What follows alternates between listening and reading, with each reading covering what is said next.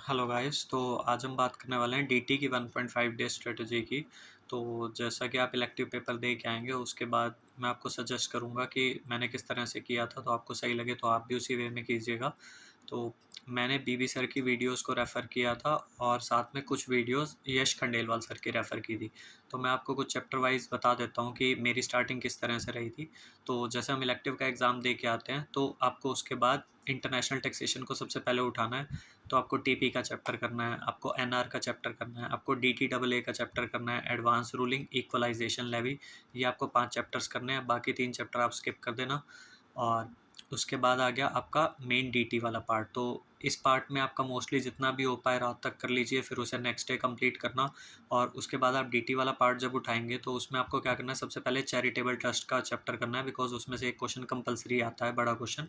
और उसके बाद आपका आ जाता है टीडीएस टीसीएस का चैप्टर। इसमें अमेंडमेंट्स भी बहुत होती हैं हर बार और इसमें से आता ही आता है। तो अमेंडमेंट्स तो डीटी में आपको जो भी होंगी सारी ही करके रखनी है। आप बेशक से कोई चैप्टर शायद स्किप कर दें, लेकिन अमेंडमेंट्स को आपको बिल्कुल भी स्किप नहीं करना, चाहे वो किसी भी चैप्टर की हो। क्योंकि अमेंडमेंट्स आपकी इवन सैलरी या हाउस प्रॉपर्टी यहाँ से भी होती है ना, तो वो पूछ लेते हैं, चाहे आपसे एमसीक्यूज में ही पूछ लेंगे, बट वो पूछ लेंगे। तो आपको अमेंडमेंट्स को बिल्कुल भी नहीं छोड़ना है। और उसके बाद जैसे मैंने आपको बताया, चैरिटेबल ट्रस्ट कर लिया आपने, टीडीएस टीसीएस एडवांस टैक्स ये कर लिया। उसके बाद जैसे आप पीजीबीपी का चैप्टर करेंगे, तो मैंने कैसे किया था पीजीबीपी का, जैसे बीबी सर की 2 घंटे की वीडियो थी तो मैंने पहले वो देख ली थी।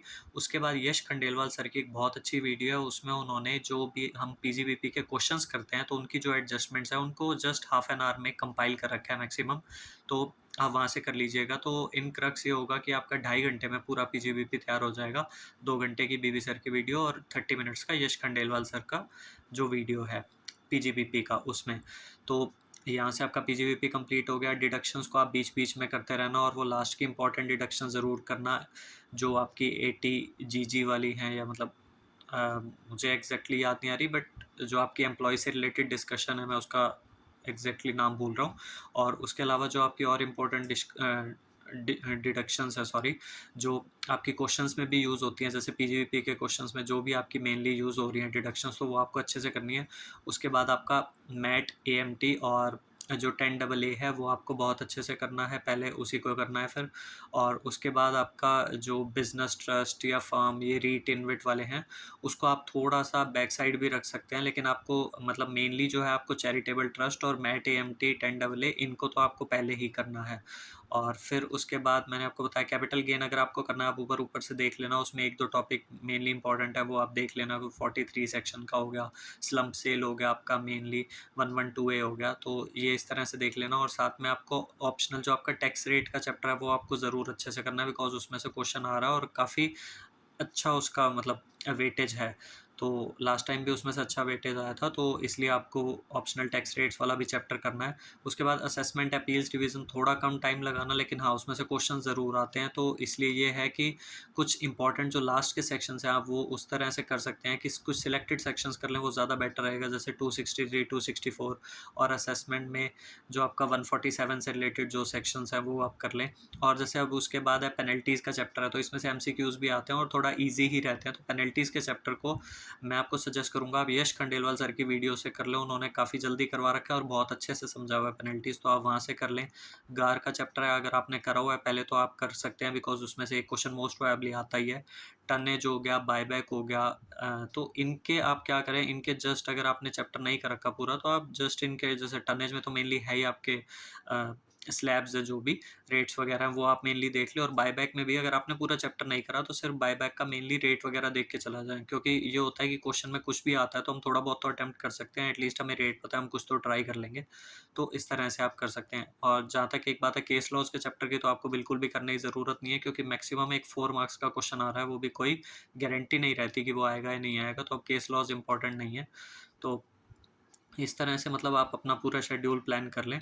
और मैं आपको बता देता हूँ एक बार कि यश खंडेलवाल सर की कुछ वीडियोस आप ज़रूर देखें, जैसे उन्होंने ऑल टैक्स रेट्स को कंपाइल करके बना रखा है, जिसमें उन्होंने डीटी की ऑलमोस्ट टैक्स रेट्स कवर किए हैं, मतलब इंटरनेशनल के उन्होंने आई थिंक अलग से कवर कर रखे हैं, तो वो आप देख लेना। टीडीएस रेट्स की भी उन्होंने अलग से वीडियो बना रखी है। पीजीबीपी एडजस्टमेंट्स मैंने आपको बता ही दिया।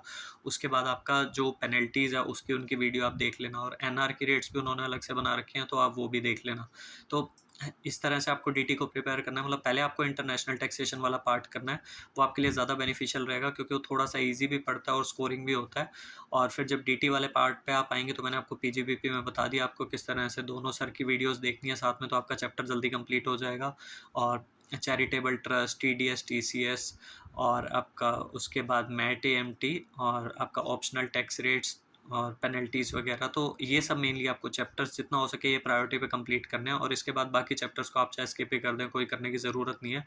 बस हाँ, अमेंडमेंट्स मैंने आपको बता दी, वो आप अच्छे से देख लीजिएगा।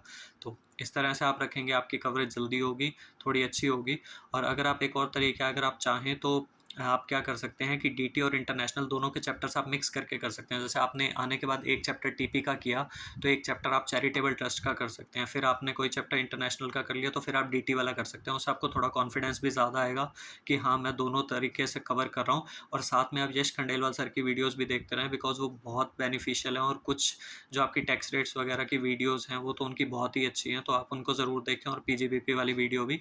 तो उससे आपको कॉन्फिडेंस भी अच्छा आएगा और बहुत कम टाइम में रिवाइज़ हो जाएगा, क्योंकि डीटी का सिलेबस बहुत वास्ट है, तो आपको इसलिए जल्दी से जल्दी करना है। तो मैं मेनली वीडियो से ही रेफ़र करके करता था, तो मुझे ज़्यादा सही लगता था, रेदर देन मैं खुद पढूँ तो मुझे टाइम लगता था। बाकी ठीक है, सबका अपना करने का तरीका होता है, तो आपको जैसे कंफर्टेबल लगे आप वैसे कीजिए।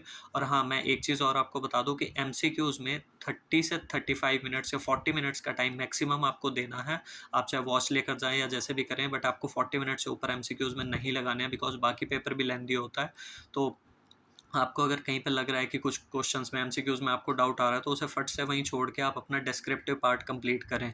क्योंकि एमसीक्यूज़ में आपको लास्ट के 2 मिनट में आप चाहे कुछ भी फिल अप करके आ सकते हैं, लेकिन डिस्क्रिप्टिव पार्ट में भी आपको पूरा टाइम देना पड़ेगा, तभी जाके आपके अच्छे से मार्क्स आएँगे। तो आप इस तरह से प्रिपेयर कीजिएगा, तो आई होप आपका पेपर बहुत अच्छा जाएगा। बाकी आपको कोई भी डाउट हो आप मेरे से कमेंट सेक्शन में पूछ सकते हैं। तो thank you so much. Bye.